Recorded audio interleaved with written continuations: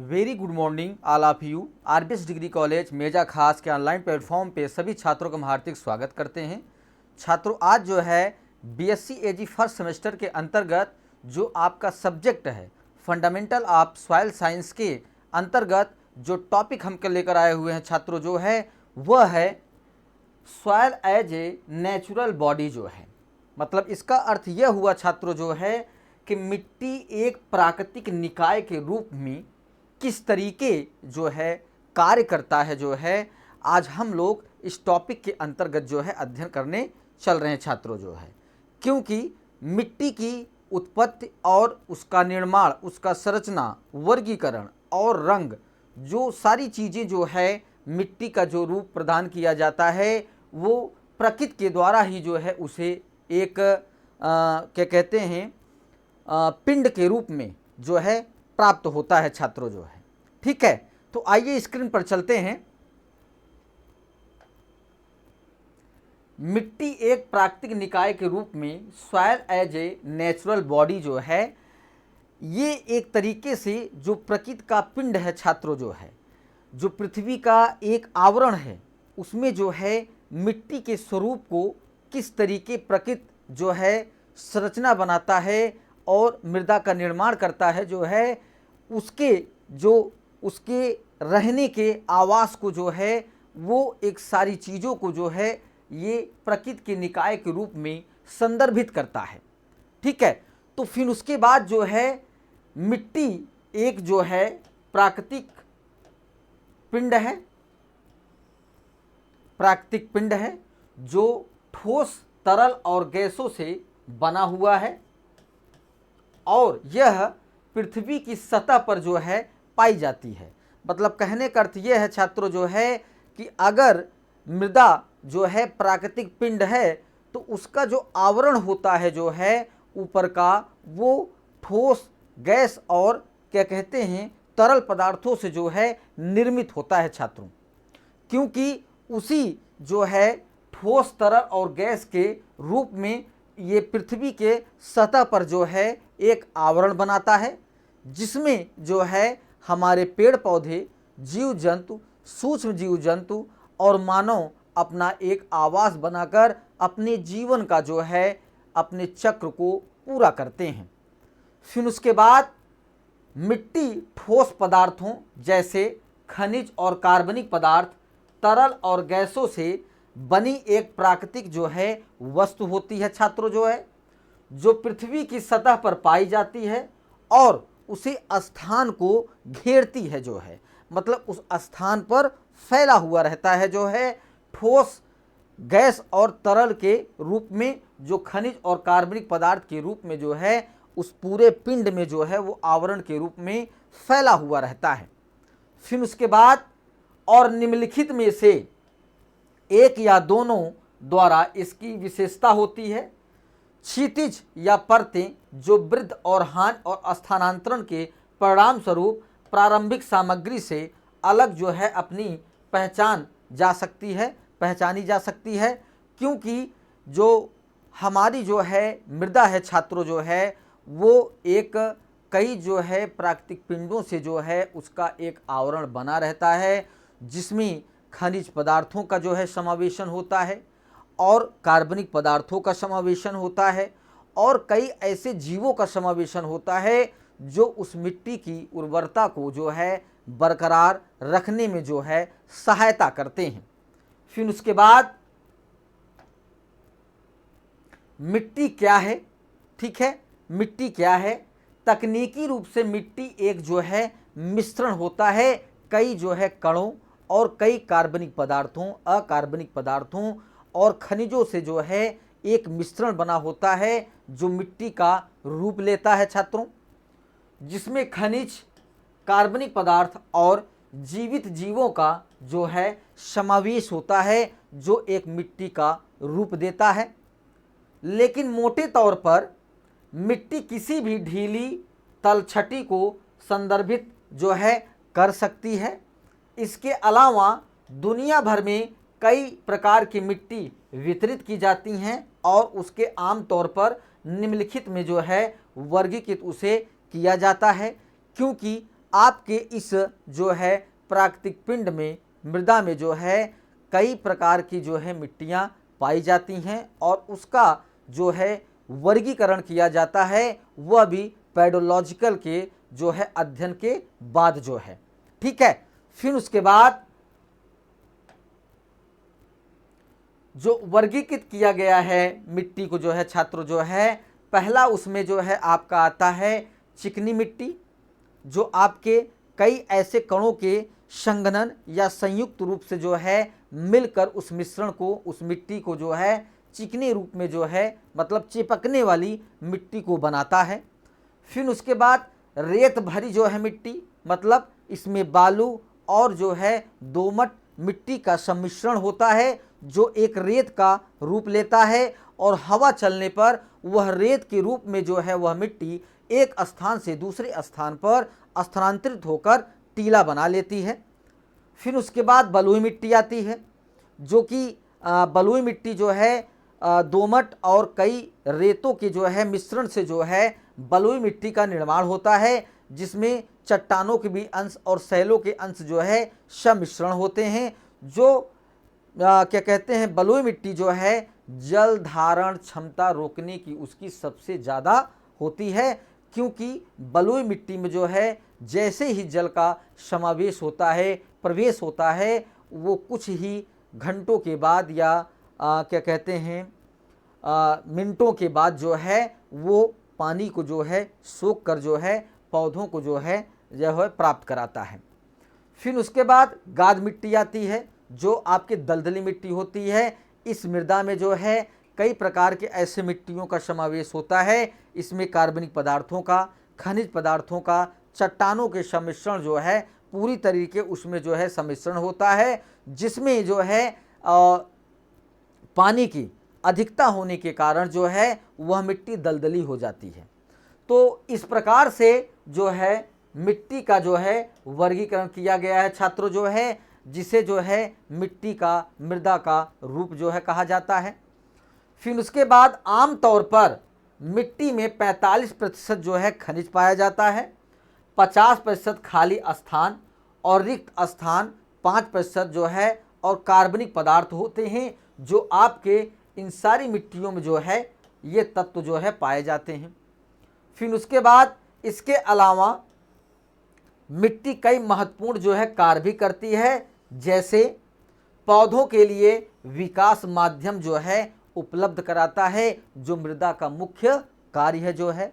जो पौधा उस बीज को जो है अंकुरित करता है जो है, उसके विकास में मृदा जो है पूरी तरीके सहयोग करता है जो है। फिर उसके बाद पृथ्वी के वायुमंडल को संशोधित करने में जो है कार्य करता है, जो मृदा के द्वारा ही यह कार्य संभव हो सकता है।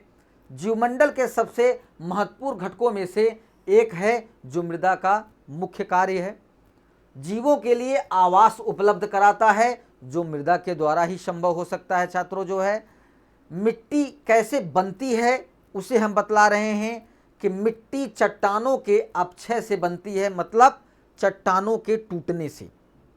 जैसे भारी वर्षा के कारण जो है चट्टानें थोड़ी थोड़ी टूटकर कुछ महीन रवे में जो है आके मिट्टी का निर्माण करते हैं। उसके बाद विस्फोट के द्वारा जो है, ज्वालामुखी के द्वारा जो है, मिट्टी के लार्वा के द्वारा जो है जो लावा निकलता है उसके द्वारा मृदा का निर्माण होता है। तो यहाँ पे जो मिट्टी के चट्टानों का अपक्षय है छात्रों जो है, ये भी मृदा निर्माण में पूरी तरीके सहयोग करता है। फिर उसके बाद ठोस चट्टान आपका आता है, जो 3 तरीकों में से किसी एक तरीके में मिट्टी मिल सकती है। पहला आपका यांत्रिक अपक्षय, जो आपके मृदा का निर्माण करता है। फिर उसके बाद रासायनिक अपक्षय, ये भी मिट्टी का निर्माण करता है। उसके बाद जैविक अपक्षय, ये भी जो है मृदा का निर्माण करता है छात्रों जो है। तो आपका यांत्रिक, रासायनिक और जैविक अपक्षय ही जो है आपके मृदा का संपूर्ण निर्माण में पूरा अपना योगदान जो है अदा करते हैं। तो यहाँ पे यांत्रिक अपक्षय जो है, यांत्रिक अपक्षय क्या करता है छात्रों जो है मृदा निर्माण में, यह आमतौर पर पृथ्वी की सतह के पास जो है देखा जाता है। इसे भौतिक अपक्षय भी कहा जाता है। क्योंकि यह प्रक्रिया हवा, पानी और तापमान जैसी भौतिक शक्तियों से प्रभावित होती है, जिसके द्वारा जो है मृदा का निर्माण होता है छात्रों। फिर आपका आता है रासायनिक अपक्षय जो है, ठीक है। तो रासायनिक अपक्षय जो है, जैसे कि नाम से ही पता चलता है कि रासायनिक अपक्षय तब होता है जब रासायनिक प्रतिक्रियाओं द्वारा चट्टानें जो है टूट जाती हैं। मतलब टूटने के कारण जो है रासायनिक जो है अपक्षय के द्वारा मृदा का निर्माण होता है छात्रों जो है। फिर उसके बाद अक्सर इस तरह के अपक्षय से मिट्टी का रासायनिक संरचना जो है बदल सकती है। मतलब कहने का अर्थ ये हुआ छात्रों जो है कि कहीं पे जो है चट्टानें लाल होती हैं तो कहीं काली होती हैं, कहीं जो है हल्का भूरेपन का होता है। तो वहाँ पे जब हवा, पानी और तापमान और जलवायु परिवर्तन के कारण जब उन चट्टानों में घर्षण होता है या पानी गिरता है जो है, तो जब वहाँ से कणों टूट कर जो है जब वो नीचे जो है स्थल जो है समतल स्तर पर जब आते हैं और उनका जमाव होता है, तो वहाँ पे जो मृदा की संरचना है वो जो है परिवर्तित हो जाती है, ठीक है। तो फिर उसके बाद जो है लास्ट आता है इसमें जैविक अपक्षय जो है। तो जैविक अपक्षय के द्वारा जो है किस तरीके मृदा का निर्माण होता है, तो यहाँ पे वास्तविक अपक्षय प्रक्रिया नहीं है, लेकिन जीवित जीव अक्सर यांत्रिक या रासायनिक अपक्षय की शुरुआत करके चट्टानों को जो है कमज़ोर करते हैं। मतलब जो रासायनिक और यांत्रिक प्रक्रिया है, भौतिक प्रक्रिया और रासायनिक प्रक्रिया जो है, ये जो है चट्टानों को जो उनके जो कण होते हैं उन्हें टूटने में जो है कमज़ोर करते हैं कई प्रक्रियाओं के द्वारा जो है, और बाद में विघटित करते हैं। उदाहरण के लिए पेड़ की जड़ें चट्टानों में दरारें पैदा कर सकती हैं और उन्हें अलग कर सकती हैं और यांत्रिक फ्रैक्चर का कारण जो है बन सकती हैं, जो उनके द्वारा जो है मृदा का निर्माण होता है। फिर उसके बाद सूक्ष्म जीव ऐसे रसायन स्रावित कर सकते हैं जो चट्टानों के अपक्षय के प्रति संवेदनशीलता को जो है बढ़ा सकते हैं। तो चट्टानों के अंदर पेड़ पौधों की जड़ें भी जाती हैं, कुछ जीवों का आवास भी बनता है जो उनकी प्रतिक्रिया के बाद जो है वहाँ पे चट्टानों को कमज़ोर करते हैं, और कमज़ोर होने के बाद जो है चट्टान टूट कर जो है नीचे धीरे धीरे आके मृदा का कई कणों के मिश्रण के बाद जो है मृदा का निर्माण होता है।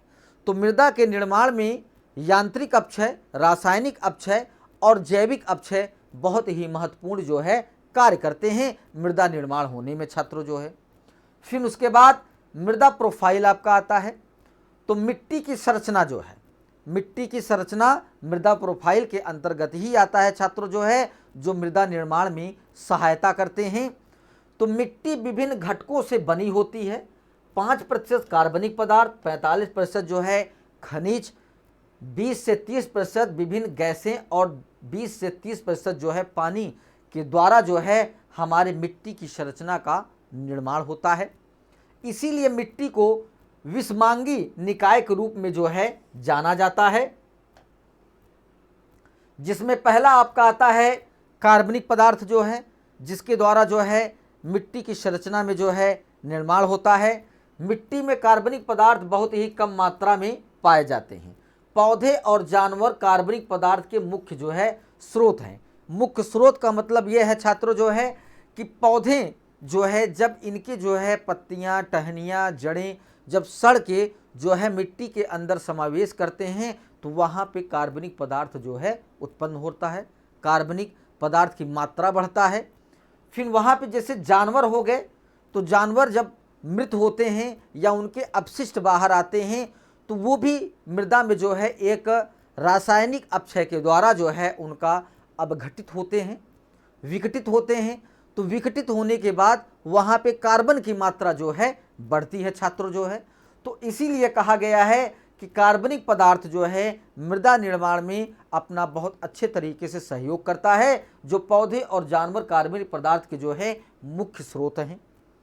फिर अपघटन अवस्था के आधार पर कार्बनिक पदार्थ निम्नलिखित 3 प्रकार के होते हैं, जो आपके मृदा की संरचना में या मृदा के प्रोफाइल के निर्माण में अपना सहयोग जो है करते हैं। तो पहला आपका आता है पूर्णतः विघटित कार्बनिक पदार्थ। फिर दूसरा आता है आंशिक रूप से विघटित कार्बनिक पदार्थ। फिर तीसरा आता है अवघटित न हुआ कार्बनिक पदार्थ जो है। तो ये तीनों जो है आपके जो है कार्बनिक पदार्थ आपके मृदा निर्माण में अपना पूरा सहयोग जो है अदा करते हैं, योगदान देते हैं, तभी मिट्टी का या मृदा का निर्माण हो पाता है। फिर उसके बाद खनिज पदार्थ आपका आता है छात्रों जो है। तो खनिज मिट्टी का एक महत्वपूर्ण तत्व है।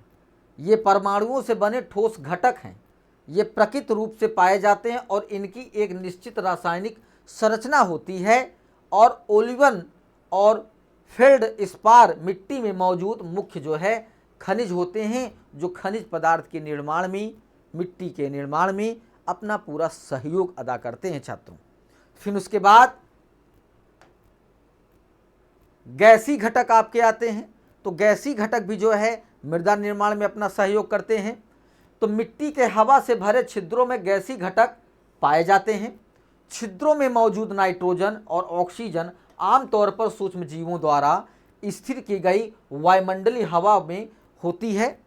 मिट्टी में मौजूद सूक्ष्म जीवों द्वारा उत्पादित गैस के कारण कार्बन डाइऑक्साइड की संरचना का अधिक होती है, जिसके कारण से जो है हमारे जो क्या कहते हैं मिट्टी के निर्माण में है, तो वहाँ पे उस चीज़ को जो है उस चीज़ को बनाने में जो है कई गैसी घटक जो है अपना योगदान देते हैं, जिससे मृदा निर्माण में, मृदा प्रोफाइल में बनने में कोई कठिनाई नहीं होती है।